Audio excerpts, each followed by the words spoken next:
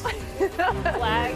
Oh, let's talk Vikings, you guys. Interesting stuff. Carson Wentz got the win for the Vikings on Sunday, has only been on the field for 46 offensive plays this season, half as many as J.J. McCarthy, but the Vikings offense has looked a lot better with Wentz under center. Not only are they averaging more yards per pass attempt, but 2 more yards per rush, and the Vikings have not turned it over with Wentz on the field this season. Now, Vikings coach Kevin O'Connell was asked if once J.J. McCarthy is healthy, he will immediately return to start, and here's what he said. I think, the first and foremost, he's got to get healthy. And then throughout that process, it's not just, I don't think it's one of those things where it's, hey, the day he's healthy, and if he's healthy the night before a game, we're going to just throw him out there and say, hey, go figure it out type of thing. Marcus's face. Because I told y'all yesterday it was a quarterback country. Dan. I told y'all. Uh-oh. What did you see from Wentz on Sunday? Yeah, first of all, Christian Darrisaw matters a ton for the offense. A ton. Totally helped with the protection. I think the two things were he was really reactionary, which was a big deal. I think that sped up the style of their pass game. Like, he reacted to coverage a little bit faster than JJ has.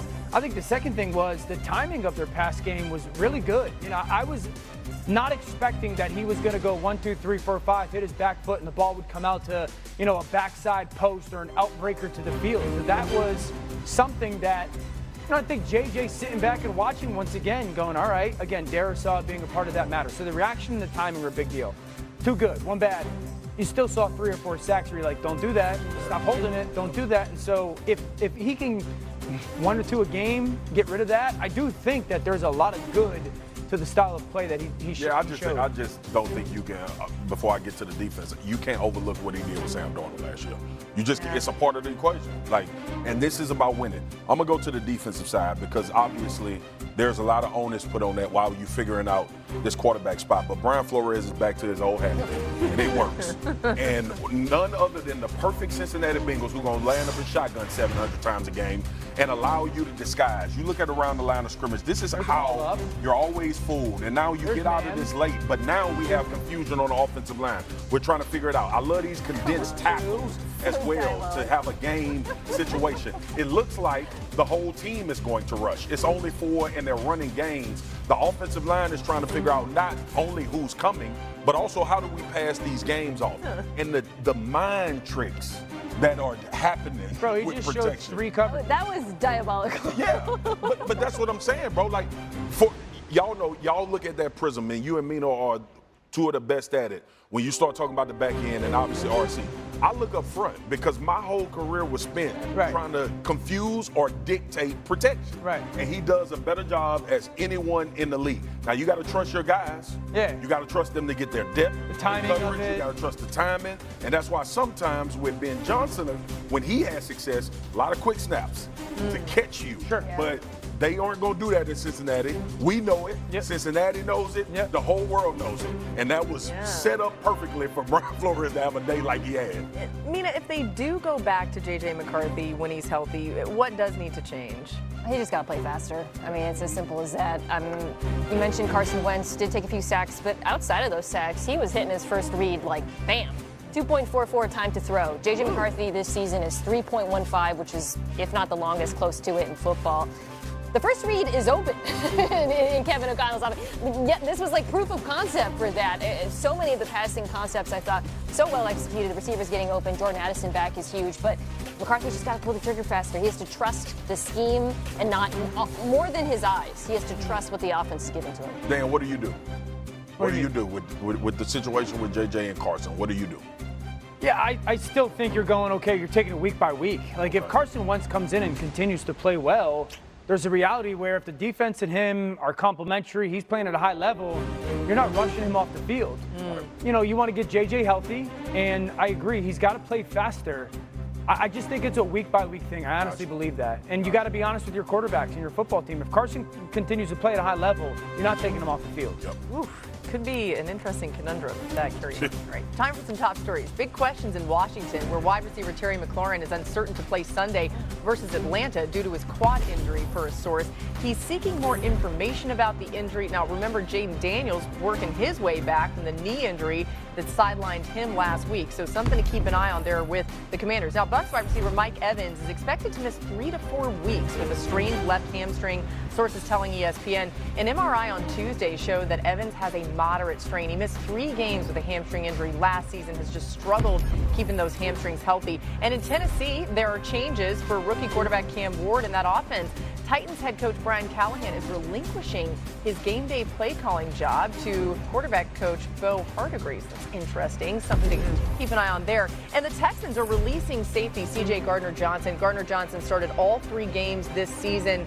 Interesting move there. Obviously, he's been a part of multiple teams, but no longer going to be with the Texans. All right, still to come on NFL Live, 12 personnel. Daniel Jones and that group has been doing, guys, but I don't want to get too ahead of myself, so I feel like I keep being the one to ask the big questions here, but are the Colts fooling us? Are they frauds? I mean, how are we feeling, Kyle, about these Colts? Dude, they have the important part of the roster. The important parts of their roster is good. The offensive line, the defensive front, up the middle. You know, I think about Franklin. I think about the 2 guys on the inside on the defensive line. Shane Steichen's a really good coach. He understands that he doesn't have to turn over the entire offense to Daniel Jones, but with the way that Jonathan Taylor runs the football, the offensive line controlling the line of scrimmage, it puts Daniel Jones into situations where it's an open book test and he doesn't have to go reinvent the wheel. And that's why Daniel Jones has looked good. Can't help but think that the Kevin O'Connell impact has been huge for him, and Josh McCown, my old buddy in Minnesota. Daniel Jones looks like a new quarterback, and the Colts look like they have a real football team. We'll know more about the Colts this week because Indianapolis is angry at me because the other night what I said. Yes. I said the teams they beat are combined 1-8. Okay? We also put the Denver Broncos in that spot where they could go win the AFC. They haven't played like that. So I'm just saying. They haven't come close to playing like The that. Colts have been playing like it. Yeah, but the Broncos haven't. So the 1-8, the teams they beat are 1-8. So we'll know more. If they go to LA and beat the Rams, we're going to sit here and we're going to say the Colts should win that division. If they go to LA and get beat up, we might change the tune on that and say, hey, let's wait and see. Well, then who's the biggest challenger? Because I think you guys both like Houston coming into the season. Who's going to be the biggest challenger? Jacksonville. Yeah. Which is reflective of the betting market right now. Indy is the betting favorite, but Jacksonville It's a non-starter in Houston because of the offensive line. Yep. Yeah, tough. Coordinator change didn't really matter. They can't fix that O-line. It always comes back to the offensive line. I was going to say, always. that's where I am. Mm-hmm. Never forget it. You never do. You're smart, you know. It always comes back to the offensive line. That's why I had to retire early, because I sucked. They were like, get out of here. Go talk about it, buddy. No, you didn't. By the way, the throwback weekend, great to hear you mic'd up and with AP and Matt Ryan. That was fun cool. stuff. A lot of fun stuff. Okay, guys. Did you dress up like you were in the 50s? No, I did not. Not like Matt Ryan did. He was all full in there. Nate Burleson suit, too. What did you think of Nate's suit? He was great. I asked him if he had any nunchucks in his Cadillac. He looked like one of those guys from the 70s Funny that thing knows is, of karate, all the too. people that watched that show and were on that show, me and Brent might be the only 2 that actually remember. Didn't have to dress up either. When it came out. Didn't have to put any makeup or We're the only 2 that were around watching it back when it actually started. Bill Cowher looked amazing, and he hadn't had a full head of hair like that since the 70s, and the smiles that he had walking around the studio with that full coif. I might try that. He looked amazing. I might bring my old We're hair going to back. do wig day I might next bring week. my old hair back. Let's do that. All right, guys, we got to wrap.